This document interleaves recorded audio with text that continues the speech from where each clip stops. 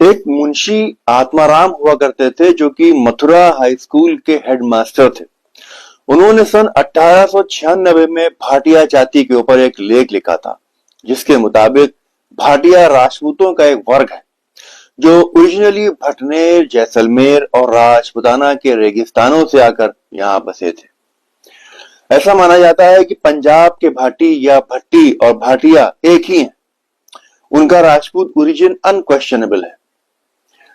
भाटिया सिंध और गुजरात में भी बड़ी तादाद में पाए जाते हैं, जहां वो एक कामयाब बिजनेस कम्युनिटी माने जाते हैं। वो बिजनेस के मामले में खत्री और अरोरा से नीचे माने जाते हैं, जबकि देरा इस्माइल खां के भाटिया उन्हीं के बराबर समझे जाते हैं। अक्सर उन्हें खत्री भी समझ लिया जाता है, क्योंकि झेलम इलाके में वो खत्रियों की ब्रांचेस जैसे भारी, पंजाबी, ढाईगर, चरसाती वगैरह को फॉलो करते हैं। भाटिया बहुत स्ट्रिक्ट हिंदूज होते हैं। पश्चिमी पंजाब में मौजूद तमाम दूसरे सभी वर्गों से भी ज्यादा वो मीट और शराब नहीं पीते थे और उनके वहां विवाह भी नहीं होता था। एक दूसरी थ्योरी के मुताबिक मथुरा के भाटिया खुद को भाटी सिंह नाम के आदमी का वंशज मानते थे, जिनसे उन्होंने अपना नाम भी लिया था।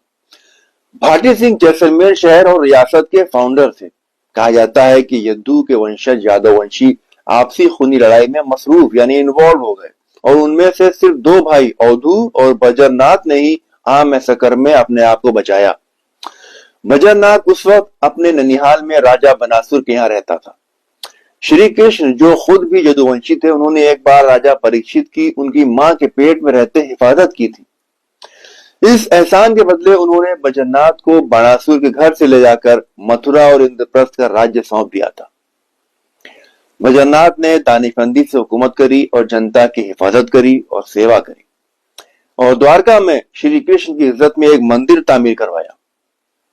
उसके बाद उनकी नस्ल के 80 राजाओं ने मथुरा पर शासन किया। फिर आखिरी राजा जयसिंह के दौर में बयाना के राजा अजयपाल ने मथुरा पर हमला कर दिया। जंग में जयसिंह मारे जाते हैं और उनके 3 बेटे विजयपाल, अजयराज और विजयराज भागकर करौनी चले जाते हैं। विजयपाल ने करौली का राज्य हासिल किया, मगर भाइयों में आपस में विवाद हो गया और दोनों भाई करौली के करीब एक जंगल में चले गए, जहां उन्होंने अंबा देवी की इबादत में खुद को समर्पित कर दिया। जब उन्होंने देखा कि इतनी इबादत के बाद भी वो खुश नहीं हो रही, तो उन्होंने अपना सर अग्निकुंड यानी भट्टी में अर्पित करने का फैसला किया। इस आखिरी भक्ति कर्म से खुश होकर वो उनके सामने प्रकट हुई और कोई भी वर मांगने को कहा। अजयराज ने कहा कि वो क्षत्रिय हैं और इस नाते उन्हें एक राज्य चाहिए। तब देवी ने अजयराज को पश्चिम की तरफ जाने को कहा और राजपुताना के रेगिस्तान में राज्य कायम करने का हुक्म दिया और कहा कि अब से वो खुद को भाटी सिंह कहलाएं, क्योंकि वो जलती हुई भट्टी से बचाए गए थे। अजयराज ने जैसलमेर राज्य को कायम किया और अपने वंश को भट्टी या भाटिया के नाम से मशहूर किया। एक और तीसरी थ्योरी के मुताबिक जैसलमेर की ट्रेडिशनल हिस्ट्री भाटिया के बारे में थोड़ी डिफरेंट है। उसके मुताबिक प्रयाग या इलाहाबाद इस जाति की ओरिजिनल जगह थी, जिसके बाद मथुरा एक लंबे अरसे तक यादव ताकत का मरकज रहा।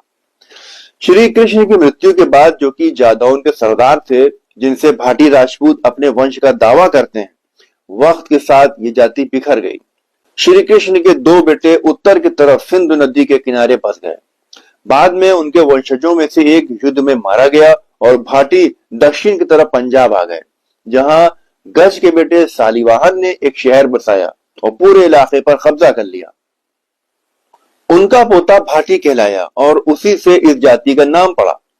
भाटी बड़े पराक्रमी महान योद्धा थे। उन्होंने बड़ा नाम पैदा किया, मगर कुछ वक्त के बाद गजनी के बादशाह के हमले से भाटी जाति को फिर से साउथ की तरफ ढकेल दिया गया और सतलज पार करके रेगिस्तान में आ बसना पड़ा।